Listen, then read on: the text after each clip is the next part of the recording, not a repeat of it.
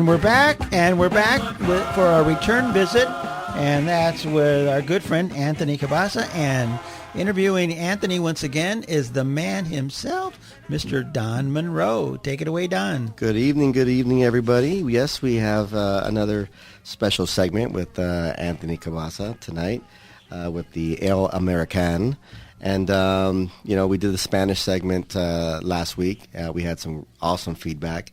Pardon, sometimes we have these gears that get shifted from English to Spanish. For all of you that stuck it through and got the gist and the meat and potatoes, or, the secret sauce, so to speak, I'm glad. And you know what? We had some feedback from our listeners that they'd like to hear some of the message from Anthony Cabassa in English. So we're here, and I think last week we talked very much about the values, the system of values that are kind of traditional for the Hispanic community. So for those who missed it in Spanish, we're gonna go over that, touch on that, and we're gonna race into some of the current issues that we're dealing with here in California as well. So. First off, I'd like you to introduce yourself, Anthony, and kind of give people a quick history of, why you're doing all this now, with Aero American, and I'll let you take it away from there.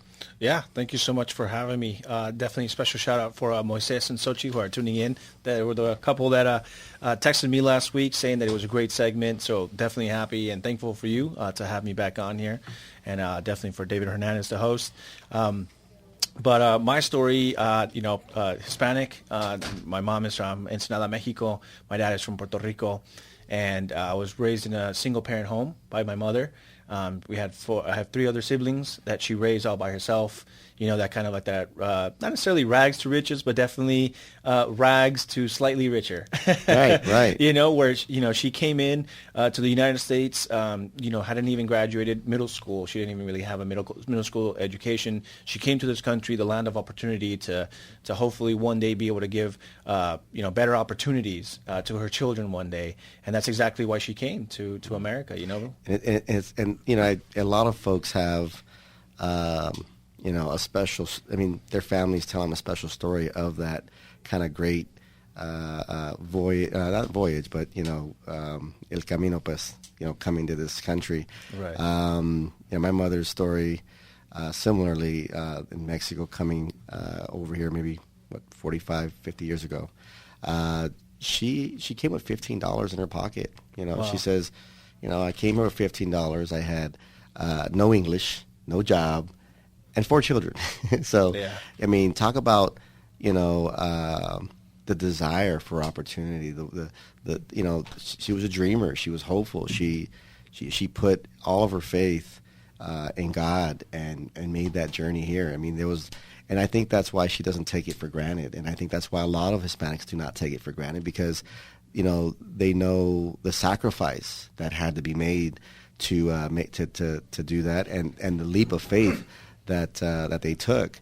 And there's a little element for my mother of kind of, like maybe a little bit of shame. It's just like, how could I come here with the opportunity that's been presented before me, and I took advantage, and I've been able to, support a family, and they've all, like you said, got slightly richer, and they're not all, but, and I think that's, for the most part, that's kind of where the heart of our Hispanic community is like, we're hard workers. That's the language we know.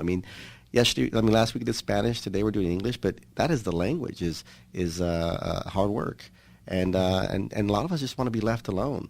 And I think that's kind of where, I see that you've educated a lot of folks on the simple matters that, hey, you might not be Democrat after all, especially what they're selling today, right? So what are some things that are being sold to our Hispanic community, our brothers and sisters, that, maybe, I'm pretty sure a lot of them are suspicious at this point of whether or not they're they should be continuing to be voting Democrat at this point. Yeah, you bring up a great point in that, a lot of our, ancestors, a lot of our parents, grandparents, great-grandparents, perhaps, for those that have been multi-generational American, already here for so many decades, is that, we came here for the land of opportunity, to be able to accomplish things that perhaps for whatever reason, our home country, or their home country wasn't able to grant them or afford them. I think there's definitely a lot to reflect on that, but I do think that you're right in that there's still that sense of pride. And actually, the word I like to use is that those values that we conserve, which is interesting because you can say conservative values, right, about Hispanics, in that we love our tradition, we love our culture, we love our people, we love our language, right? And you're talking about what are some of the things that we don't agree on. Well, we definitely don't agree with Latinx. Right, Oh, the term gosh. that they're trying to force onto Latinos is like, hey, it's no longer Latino, Latina. Now it's Latinx because it's more inclusive. And when you find that that they polled many tens of thousands of man. Latinos, I'll it tell you turns what out they that say only in less my- than 2% agree with that term. Yeah, the jefita in my house is just like, hey, estás loca, estás loco, estás loca. That's what she basically says. That's her Yeah. response to the, there's Yeah. no Latino, no Latina. But Because our language, again, going back to it, that's who we are, the Spanish language. That is what we talk in a lot of our home countries, and it is gender neutral or gender specific rather. It's not. We don't have gender inclusive or gender neutral. We have él o ella. We have el. For everything it's o or a. Right. To make sure that you understand the gender that you're talking about, because there's only two genders. Right. There's no 400 genders, right? But those are some of the things you asked the question. What are some of the things that they're trying to push on us? And I mean, last week we talked a little bit about abortion, right? And what was interesting was, if you didn't catch the story last week in Spanish, was that when I was in downtown LA last Saturday, there was Planned Parenthood and the Women's March, which are very progressives. They were advocating for abortion. And what's interesting is that I was talking to some of the street vendors that were there. They were just selling, right? And these are our people. They always say, protect the street vendors, or, those are our people. It says la raza, the street vendors. well, you know what? They just make a good product, man. That's Yeah. capitalism at its finest. So But what's interesting is that as I'm watching, feminists and progressives and mostly white liberals, that were there attending that march for abortion, I noticed that when I was asking and conversing with the street vendors that had, their crucifix necklaces, they had, right? They had Right. their cross necklace and stuff. And I asked them, like, how do you feel about this march? And like, well, we don't really take a stance. Like you just said, we're just here to sell. We just want to make our money because we're here to work. But I asked them, well, aside from that, how do you feel about abortion? They're like, oh no, that's wrong.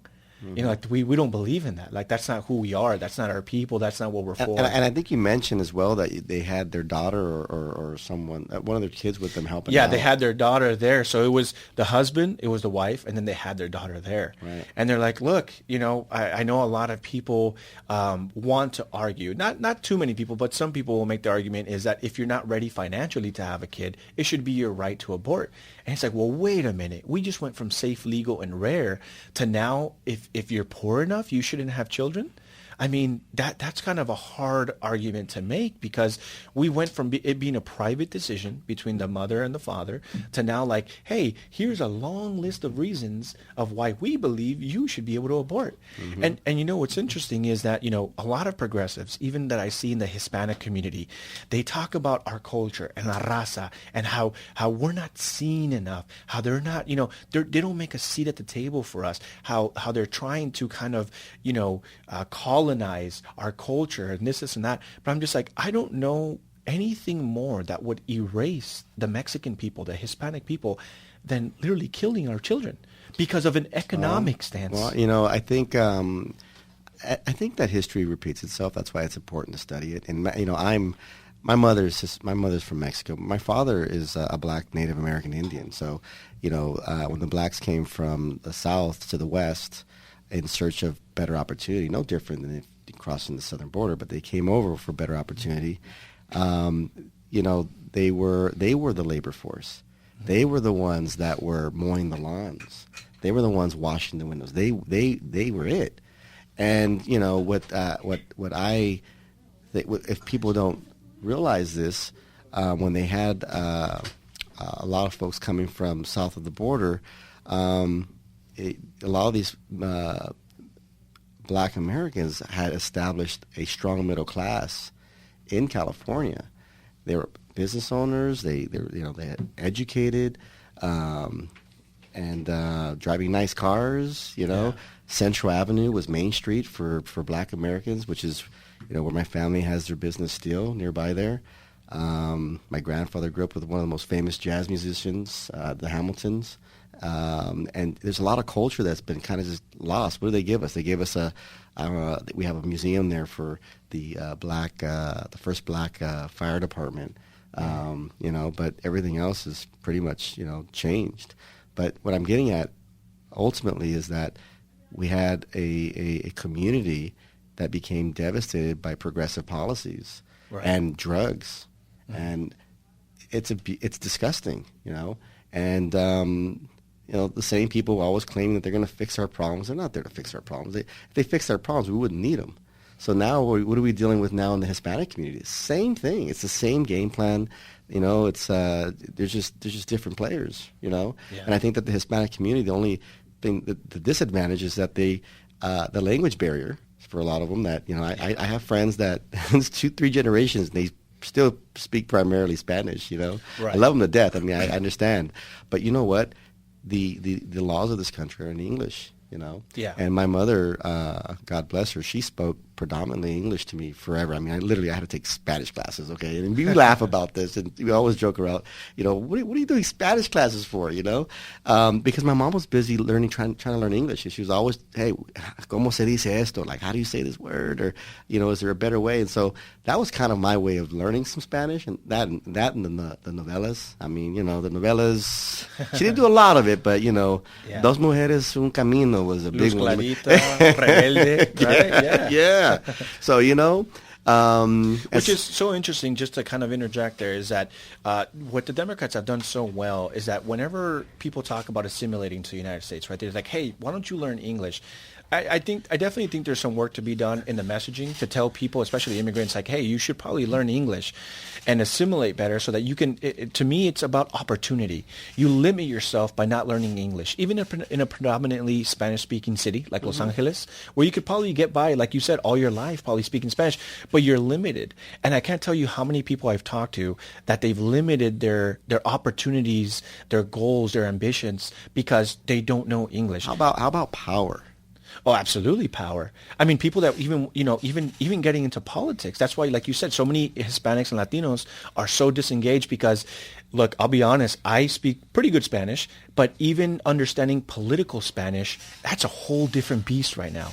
I mean, I can't tell you how many times I did a Spanish podcast, and as I'm preparing for it, I'm like, I don't know how to say a state assembly bill in Spanish, and I'm like, I had to type that in to know how to communicate with my audience in Spanish. But guess what? Maybe they don't understand what I'm saying in Spanish because they've never heard that term before because it's a political term. That's right. You understand what I'm saying? Yeah. So when you tell people, hey, maybe you should learn English, it's not just that you're limiting yourself maybe to your job, but also you're not affording yourself the opportunity to get engaged politically, to bring about the change that you actually want to see. And the other thing, though, we talked about just before we came into the room was the simple fact that a lot of folks, whether you're Hispanic or not, but I see a lot of my family, and they just feel like someone else is taking care of things. Like, oh, there's people up there they don't believe that there are people that evil. I mean, because they spend their time, with their daughters and their kids and their family.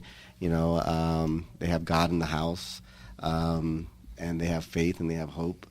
And they just don't believe that anyone would be that evil. And so it's kind of like, I mean, they talk about the frogs in the boiling water. It started off cold and it gets hot. We're really kind of... Yeah, we're living that We're right living now. that right now. Yeah. And, my mother, she's been Democrat her whole entire life.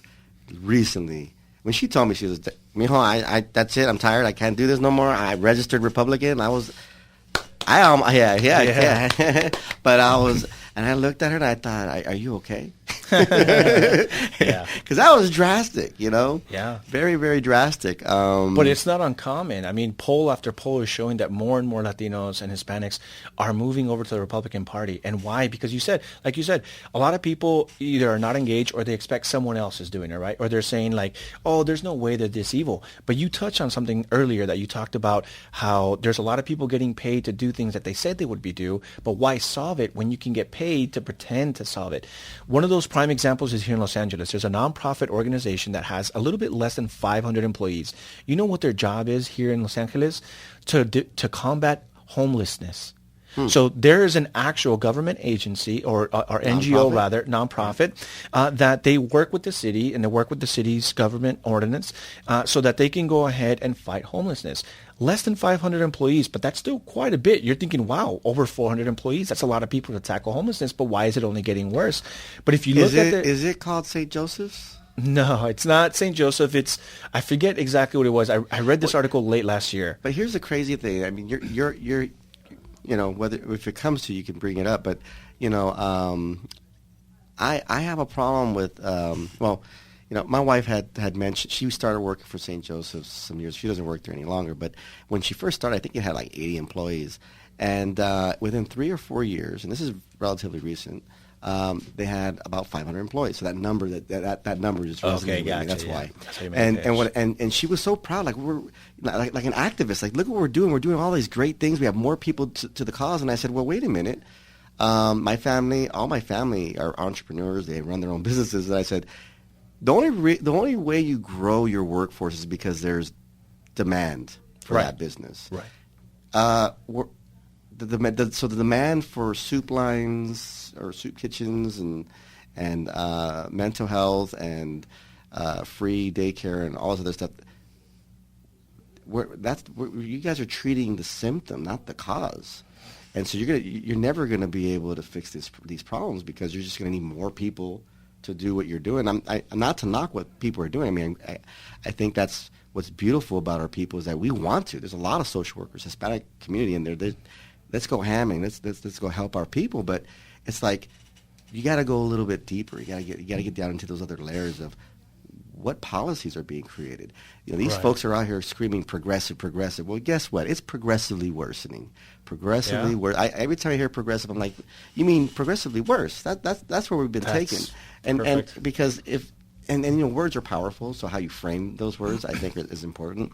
But the scary thing is that she actually was just like, holy cow, you're right.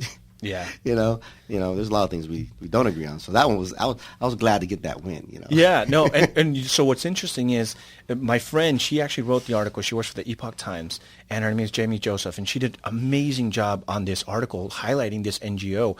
And to go back to these people, if you look at their salaries, the top paid salary right there is like $224,000. That's another topic because I know some people in that other one. Pero let me tell you. So you look at the top 100 employees that are there to defeat homelessness. Their sole job was created like, please help us with the homelessness problems. There's a lot of transients. There's people doing drugs in front of schools. There's people getting, assaulted, attacked. If you look at the top 100 employees at that NGO, all of them are making over $100,000. Some of them over 200. So why fix the problem when you have over $100,000 salary? Because what happens when you solve homelessness? What happens if you actually solve the problem? Now you're not making 6 figures a year. No. So this is like, and these are the stories that are unfortunately overlooked because, hey, progress, but like you stated, progressively worse. That's right. So, that's pretty deep. I don't know how you all feel over there listening to to what we're talking about. David and I always talk about leaving some hope for folks because it can get pretty depressing. But you know what? I'm always excited to shine light onto these things that are creating the toxicity that we all have to live in. And you know what? It's interesting, and I'm not to knock some of the things that have happened on the richer side of town, but it seems apparent that it's now they're realizing people are getting robbed for their Rolexes in Beverly Hills, right? Yeah. And there's stabbings and there's murders that just murder is murder. People go over there sometimes and they get really nasty and just disgusting with they want to justify it with a race card, and I'm a very mixed person. My family's very diverse and mixed. I mean, it's just we're kind of an early an early bunch in that department. But hey, and I think that's why I'm so loving, caring, and I give people the benefit of the doubt initially, because I think that's what this country is really about. Is that we judging people by the context of their character, right? Right. Well, you touch on something that you talked. It's really interesting what's happening in Beverly Hills, because it seems like, oh, now they care, right? Like, well, now it's happening to them, so obviously they have to pay attention, right? Mm-hmm. Their cars are getting stolen or they're getting broken into, et cetera. But what's interesting is a lot of these people, they elected this radical DA, George Gascon. So you had all these Hollywood elites, you had all these Democrats, you had all these progressives, these I hate to say it, these white urban liberals that feel like pretentious, like, well, we just want progress and we want to make sure that we're fighting for the little guys, the people that, don't have such a strong voice. But then they help elect people like George Gascon, who's the district attorney of Los Angeles County. And what ends up happening now, because of his lenient policies, his progressive policies to, hey, you know what, we're not going to go after these criminals. They're a product of their environment. They should get a second chance, third chance, fourth chance. Dave Chappelle just got assaulted. He's a famous comedian. For those of you that might not know, he's a famous comedian. He just got assaulted by a guy that had just been released for, guess what? For almost stabbing his roommate back in December. Wow. So he was put in jail and then released, and then he went out and did the same thing. He could have stabbed him and still got out. I mean, that's kind of the way it is with George Gascon. Well, the DA is not pressing any charges, and Dave Chappelle is pissed. Yeah. He's like, wait a minute. What do you mean you're not going to be charging this guy with attempted murder? Right. This guy ran on stage. Thousands of people got to see it, and he was tackled down. And then they found that he had a fake gun that was actually like a switch knife. Okay, I thought it was a gun with like a blade at the tip or something like that. Something like that. I think it was like a switchblade at the end of it. But that's attempted murder. Still, right. And the DA is like, no, we're not going to press charges. And the guy was out because back in December, he tried to stab and potentially kill, his roommate. And the roommate had to call the cops, and he was out again. Yeah. That's what happens. I've brought this topic up to our listeners in previous times, but, it's my understanding that the gentleman who murdered my brother about 20 years ago is actually out or on his way out. I think actually he's out, is what I've been told by cousins of mine. And I don't get to see my brother ever again. Yeah. And literally the night that he was murdered was the night that I proposed to my wife. Oh wow. And it was and I almost didn't even go to see him and tell him, but I made the trip. He gave both of us the last hugs that night, and who would have known that we'd be waking up to that terrifying cries and screams in the middle of the night of murder. I mean, people who have experienced that, it's like post-traumatic stress. You don't, it doesn't go away. It's there forever. And I actually watched my brother shaking, bleeding out, and in the hospital, and I was with him till he passed. And it was heartbreaking. And that's something that myself and my other brother, who was actually there when it happened, are never going to forget. And there's the idea that these folks care, and they say they care. I don't care about their words, it's the actions. Correct. And I think that's where, in our culture, we're very much about action. You know what? Stop saying you're doing all this college stuff and stuff. And show me a degree. We're all about action. Like, show me something. And that's, we're doers. We're hard workers and we're doers, and we love our family, dearly. And I mean, my mom and my father raised all of us. None of us really ever got into gangs, but we're in the heart of just gang-infested territories of South Central LA. We walked those streets like a boss. Mm-hmm. But we were all, people always like, hey, that family's crazy. Yeah, no, I hear you. And it wasn't that we were crazy, there was just a lot of us. And what's interesting, you talked about something earlier about, the mentality of like, we just want to be left alone. And I definitely, I can definitely relate to that, because my mom had never voted. She's been here since the 80s. She's a full citizen. She's never voted. Up until this last election, she also voted Republican for the first time. Boom. And what's interesting is that, unfortunately, that's kind of the mentality of a lot of Hispanics is, I don't want to get engaged. I don't want to join the political spectrum because it's probably stuff I don't understand. I don't fully understand. And like you said, I'll be honest with you. My mom used to say, voting, politics, esas son cosas de gringos. They'd be like, oh, that's white people stuff. Like, we don't do that. We came here to work and work hard. But what's really sad about that is that is the mentality of thousands of Hispanics that are not being represented. Their values are not being represented. And this is my message to a lot of people that say, look, maybe it's just better to disengage. I just want my own little plot of land, this and that. I would bet a lot of money that a lot of these people that want to be left alone or that want to stay and disengage are Christians or Catholics, right? Protestants or Catholics. God doesn't command us to disengage. God doesn't command us to buy farm and just live alone and stay disengaged. Well, let me tell you what my mom told me on that comment. My mom just said, look, God never said don't help yourself, and it made me really think really hard because, I'm a man of faith. I studied philosophy. I was one of those people that questioned everything, Right. And ultimately, it's actually a duty for us. Absolutely. To and help ourselves. And it's even hard because it's one thing to maybe look at the immigrant and be like, okay, I can understand why they're afraid to engage. But when I look at millennials, at Generation Z that are second generation, third generation, fourth generation Hispanic Americans. You're a millennial, right? aren't you? I am a millennial, Okay. yes. Yeah, I'm the oldest millennial. I'm the oldest millennial you can be.